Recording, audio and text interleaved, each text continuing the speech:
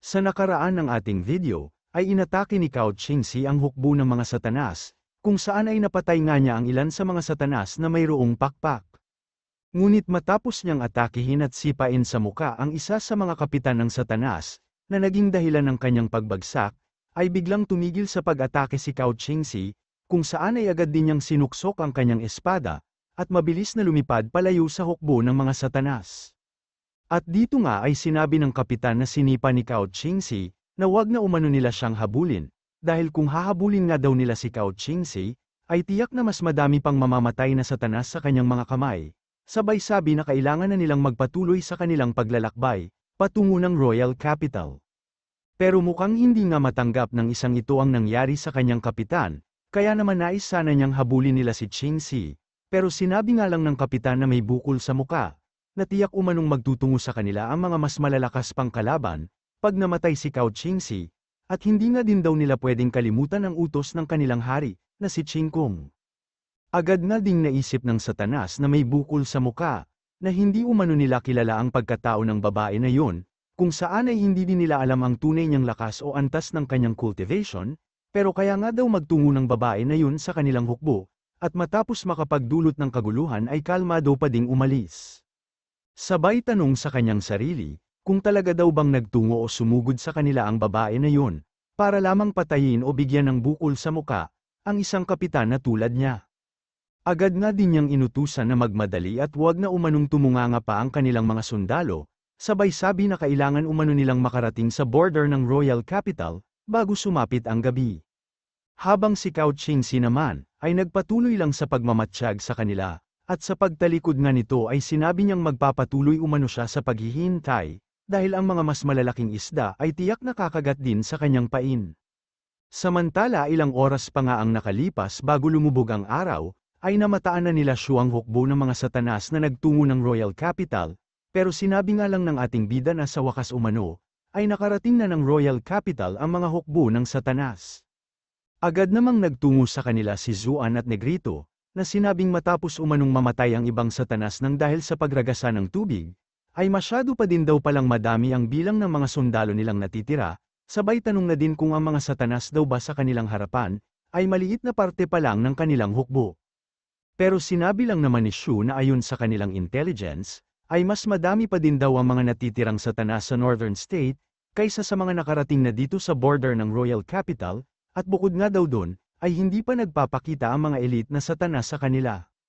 Habang si Carol naman, ay sinabi na sa tingin umano niya ay mayroong dalawang rason, kung bakit hanggang ngayon ay hindi pa umaatake ang mga satanas, at ang una nga daw ay malamang sa hinihintay nilang dumating ang mga elites nila, upang magbigay ng kautusan, habang ang pangalawa naman daw, ay malamang sa hinihintay nilang maubos ang tubig dito sa Royal Capital, bago tuluyang umatake.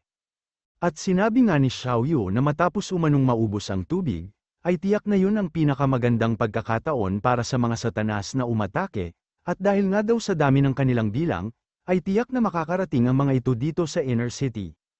At bigla nga ding sumulpot si Li Liang, kung saan ay sinabi niyang kung siya umano ang commander ng mga satanas, ay tiyak na isasakripisyo niya ang ilan sa mga satanas na sundalo nila, upang makapagbigay daan sa agara nilang pag-atake. Agad nga din niyang sinabi, na kailangan umano nilang mag-ingat sa mga surprise attack bago makapaghanda ang mga Dragon Guards, o bago makapaghanda ang kanilang mga sundalo na atakihin ang mga satanas, matapos na matuyo ang katubigan sa Royal Capital. At agad nga siyang nakatanggap ng papuri sa ating bida, na sinasabing may punto umano si Li Liang, sabay sabi ding kailangan umanong mas pag-igihan pa ni Li Liang ang kanyang trabaho, dahil siya nga daw ang inaasahan ni Shu na gumawa ng plano, at desisyon lalo na sa oras ng labanan. Sabay sabi na ang tubig umano sa Royal Capital, ay maglalaho o mauubos sa loob ng 7 araw, pero kung inaakala nga daw nila, na mapapabagsak nila ang Royal Capital pag wala na ang tubig o moat, ay nagkakamali umano sila at isang katangahan lamang nila yon. At bigla nga ding naisip ni Li Liang, na mukhang may mga tinatagong baraha pa din daw ang kanyang hari, pero hindi na nga daw siya magtatanong at hihintayin na lang ang mangyayari, sabay baling ng tingin sa iba, kaya naman biglang namuti ang mata ng ating bida, dahil tila may iniisip umanong kalokohan si Li Liang, patungkol sa kanya. At ilang sandali pa nga ang makalipas, ay sinus iba't ni Heitan ang lahat ng makita niyang lumilipad, Pero biglang sinabi ni Negrito kay Heitan, na medyo mahina pa daw ang sibat o trident niya, laban sa mga lumilipad na nilalang. Habang si Zuan naman ay biglang sinabi, na kung andito lang daw ang kanilang bronze torrent o bronze tide mula sa Earth, ay siguradong mapapalibutan ng mga flying sword nila ang mga lumilipad na nilalang, at hindi na daw sana nilang magiging problema pa, ang pulutan pagdating ng inuman. Pero sinabi nga ni Heitan na manahimik umano sila, at agad hinagis ang bibi kay Zuan, habang sinasabi na ang trident umano niya, ay maaaring magamit sa malayuan o malapitang pag-atake, at isang pag-atake nga lang daw niya sa Satanas, ay nabubutas ang kanilang mga puso, sabay tanong kung ano ang sinasabi nila, na hindi sapat o maganda ang kanyang trident na bigay ng hari.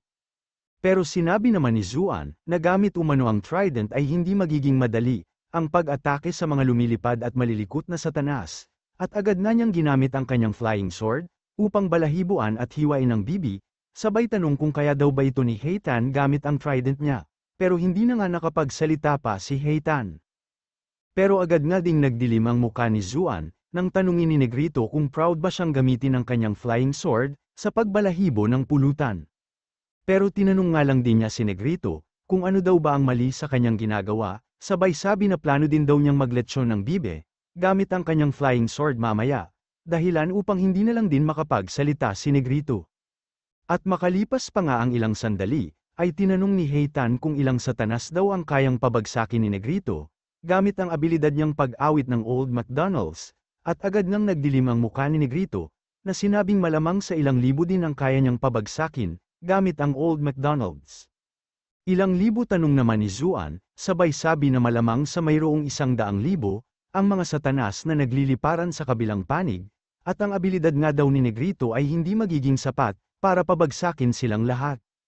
Kaya naman agad ding tinanong ni Negrito, kung ang abilidad daw ba niya ay magiging sapat upang talunin ang mga kalaban, sabay sabi na Old MacDonald's na abilidad lang daw niya ang pinag-uusapan nila, at mayroon pa nga daw siyang upgraded version nito, na tinatawag niyang Mountains and Birds Fly Away.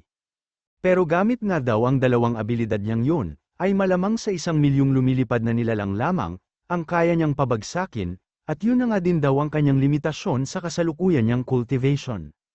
Pero ang kinakatakot nga daw niya, ay malamang sa hindi mamatay ang mga Satanas sa kanilang pagbagsak, at kung kakayanin pa daw nilang lumaban nun, ay tiyak na mahihirapan ang kanilang mga kasamahan na lumalaban sa kalupaan, sabay sabi na walang kwenta ang abilidad ko, di ba?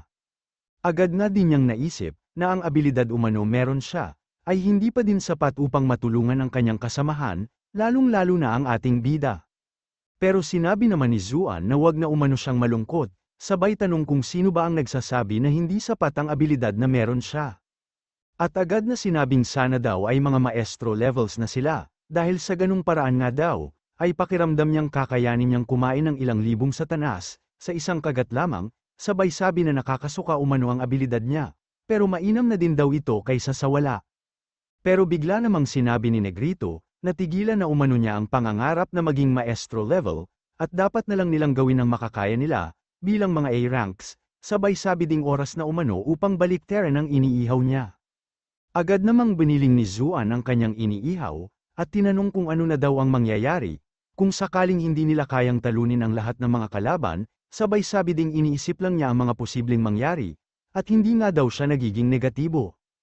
At sinabi nga ni Negrito, na kung sakali umanong hindi nila matatalo ang lahat ng mga kalaban, ay mamamatay na sila dito kasama ang ating bida, pero bago nga daw mangyari yun, ay titiyakin muna niyang madaming Satanas ang mamamatay, at malilibing sa lugar na ito kasama nila.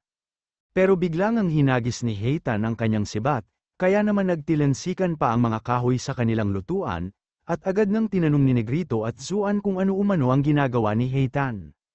At sinabi nga nito na hindi pa umano nagsisimula ang labanan, pero bakit iniisip na daw nila ang pagkatalo o iniisip na nilang matatalo sila, sabay sabing pagtatawanan umano sila habang buhay, kung agad na silang susuko bago pa man ang tunay na laban. Kaya naman agad nilang tinanong, kung ano daw sa tingin ni Heitan ang dapat nilang gawin ngayon, at agad nang nagdilim ang kanilang mga muka, nang sabihin ni Heitan na maglulo na lang daw sila. Sabay sabi na dahil sa hanggang ngayon, ay ginagawa ng kanilang hari ang lahat, at dahil sa sinabi ng kanilang hari na mananalo sila, ay tiyak umanong mananalo sila sa mga magaganap na digmaan. Samantala sa war room naman nila Shu, ay sinabi ni Xiao Yu sa ating bida, na kailangan nilang gamitin ang mga silver-winged arrow, o ang mga balista na nakuha nila Lujian Pass, dahil tiyak na kapaki-pakinabang nga daw ang mga balista na yun ngayon, laban sa mga lumilipad na satanas. Agad nga ding tinanong ni Xiao Yu, kung kailangan na ba niyang baguhin ang layout ng inner city, upang ma-install na nila ang mga silver-winged arrow o balista. Pero bigla namang sinabi ni Carol, na ang pinakamalaking kainaan daw ng mga Dragon Guards, ay ang maliit nilang bilang, sabay tanong kung hindi daw ba lalong liliit, o maghihiwa-hiwalay ang kanilang mga hukbo, pag inatasan nila ang ilan sa mga ito, upang makontrol o mag-operate sa balista. Dahilan naman upang pansamantalang matahimik ang ating bida, hanggang sasabihin niya, na paano umano kung humanap sila ng ibang mga sundalo o tao, upang mag-operate sa mga balista, at hindi nga makapaniwala ang dalawa, dahil may utak din daw pala ang ating bida, pagdating sa pagpaplano. Samantala ilang sandali nga lang din ang nakalipas, sa isa sa mga daigdig sa loob ng star chart ng ating bida, ay ginamit nga ni Sun Zhongyang ang kanyang espada at abilidad, upang umukit sa puno ng estatwa ng kanyang ama. Matapos nito, ay biglang umagas ang kanyang luha, at lumabas nga din ang pagiging isang damulag niya, kung saan ay agad siyang tumakbo patungo sa estatwa ng kanyang ama, habang sinasabi ang mga katagang "My dear father." Pero bago pa man niya malapitan at may akap ang kanyang ama, ay makikita natin ang isang pag-atake na mabilis patungo sa kanya, at agad na siyang napaliyad sa gulat, upang iwasan ito. At matapos nga niyang makita ang pagsabog, ay agad na nagdilim ang kanyang muka at humawak sa kanyang espada, sabay tanong na din kung sino umano ang umatake sa kanya. Pero nangiti lang naman ang ating bida, at sinabing pinupuwersa umano ni Sun Zhongyang ang kanyang mga kaklase, upang sila ang gumawa ng kanyang mga homework, at bukod doon ay sinisira nga daw niya ang ecological environment ng daigdig ng ating bida. Sabay sabi na kakaiba din naman daw pala itong si Sun Zhongyang, at sinabi na ngayong alam na daw ni Sun Zhongyang, na Celestial Emperor na ng West State ang kanyang ama, ay sa tingin daw ba niya magagawa na niya ang lahat ng kanyang naisin. Pero agad naman itong nagbigay galang sa ating bida, kung saan ay tinawag nga niyang Hari o Your Majesty si Shu, at sinabi na nadala lang daw siya ng kanyang emosyon, kaya naman naisipan niyang gumawa ng estatwa ng kanyang ama sa puno, upang ipakita ang labis niyang pagkasabik sa kanyang ama. Pero nanatili namang tahimik ang ating bida, at agad na din niyang nilapitan ang estatwa na ginawa ni Sun Zhongyang, sabay sabi na magaling din daw pala sa pag-ukit si Sun Zhongyang, na napapatanong naman sa kung ano ang ibig sabihin ng hari. Sabay tanong na din kung anong importanteng bagay daw ba, ang dahilan kung bakit nagtungo ang hari sa lugar na ito, at kung nagtagumpay na daw ba ang hari na muling makuha ang kanyang trono, at tinanong nga din niya, kung pinangunahan daw ba ng kanyang ama ang mga sundalo ng West State, upang tulungan siyang mabawi ang kanyang trono, at kung nandito daw ba siya ngayon, upang pakawala na si Sun Zhongyang. Pero napatanong lang naman ang ating bida sa kanyang sarili, kung talagang ang pagpapalit daw ba ng dinastiya sa kaisipan ni Zhongyang, ay ganun kabilis o kadali, sabay sabi na hindi umano niya alam, kung talaga bang mataas ang tingin ni Zhongyang sa ating bida, o sa kanyang ama.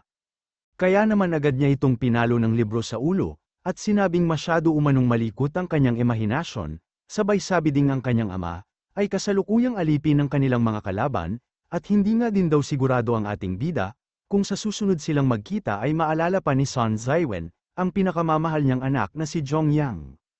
Dahilan upang bigla itong makaramdam ng kalungkutan, at tinanong kung totoo daw ba ang sinasabi ng hari, na sinabi namang masyado umanong magulang ang kanilang kalaban, kaya naman ang kanyang ama, ay hindi na nga natapos ni Shu ang sinasabi niya.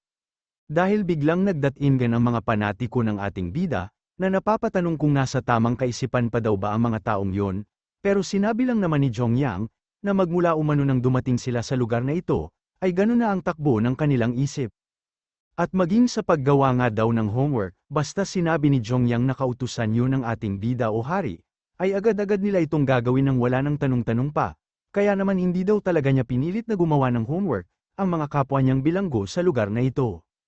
Kaya naman agad niyang hinawakan sa damit si Zhongyang, kung saan ay agad nga din silang lumipad, at sinabi nga ng ating bida, na mas mainam umano kung sa ibang lugar na lang sila mag-usap, at ilang sandali nga lang din ang nakalipas, ay nasabi na ng ating bida ang lahat ng mga nangyayari o nangyari, sa labas ng daigdig na ito kay Sun Zhongyang. Kaya naman hindi ito makapaniwala, at agad na napapatanong sa kanyang sarili kung paano ito nangyari, at hindi nga daw niya inaakala, na ang plano ng kanyang ama na inabot na ng mahigit 100 taon, ay magtatapos lamang sa ganito, sabay tanong kung ito daw ba ang kabayaran, ng pakikialam nila sa labanan ng mga Divine Kings, o God Kings. Sunod ay tinanong nga ni Son Jongyang ang ating bida, kung nais daw ba niyang gamitin ang mga anak ng noble families mula sa royal capital, pero ang mga taong yun nga daw ay kaaway niya kamakailan lamang, sabay sabi na anak din daw siya ng isang traidor. Pero sinabi lang naman ni Shu, na wala daw siyang pipilitin sa kanila, lalong-lalo na nga daw si Son Jongyang dahil espesyal ang sitwasyon niya.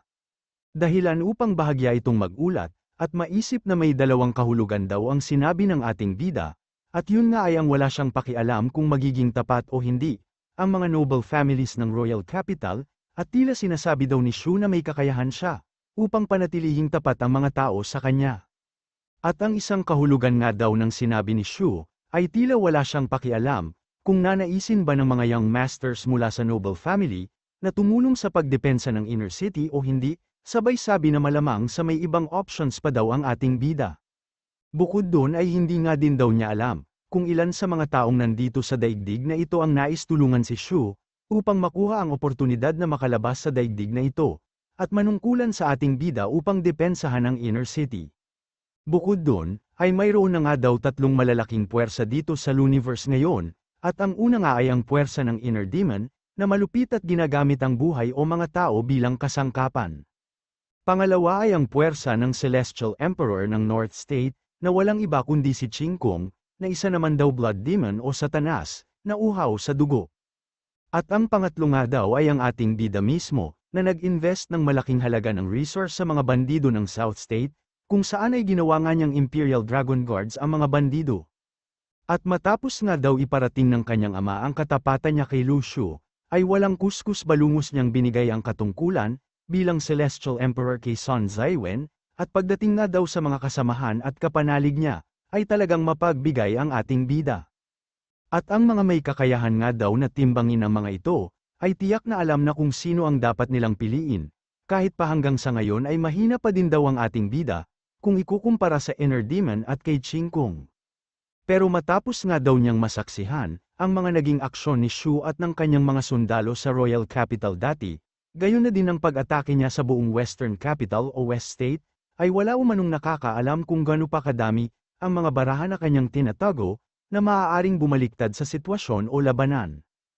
Agad nga ding napabuntong hininga si Son Jongyang, at mabilis nga siyang lumuhad sa likod ng ating bida, na masyado naman ang gulat, nang sabihin nito na siya umano si Son Jongyang, at handa nga daw siyang magtungo sa lugar kung nasaan ang iba pang mga nobles, at sa ngalan nga daw ng hari, ay handa din siyang hikayatin ang mga ito upang tumulong sa magaganap na digmaan. Agad nga din niyang sinabi, na handa umano siyang maging tapat na aso, tapat na tagasilbi ng hari, kaya naman sinabi ni Shu, na hindi daw ba at masyado na yatang kalabisan, na sabihin niyang magiging tapat siyang tagapagsilbi, sabay tanong kung napag-isipan na ba talaga niya ang lahat, bago siya magdesisyon. Dahil kung magiging tagasilbi nga daw siya ni Shu, at kung sasali siya sa pagdepensa ng Inner City, ay magiging magkalaban sila ng kanyang ama, na kasalukuyang alipin ng Inner Demon ngayon, pero sinabi lang naman ito, na mayroon umano siyang request sa ating bida o hari, at ito nga ay ang pagpapakita o magpakita daw ng awa si Shu, sa kanilang Sun family, at dahil sa puwersahan naman daw ang pagtataksil ng kanyang ama, ay baka maaari wag na siyang patayin ng ating bida.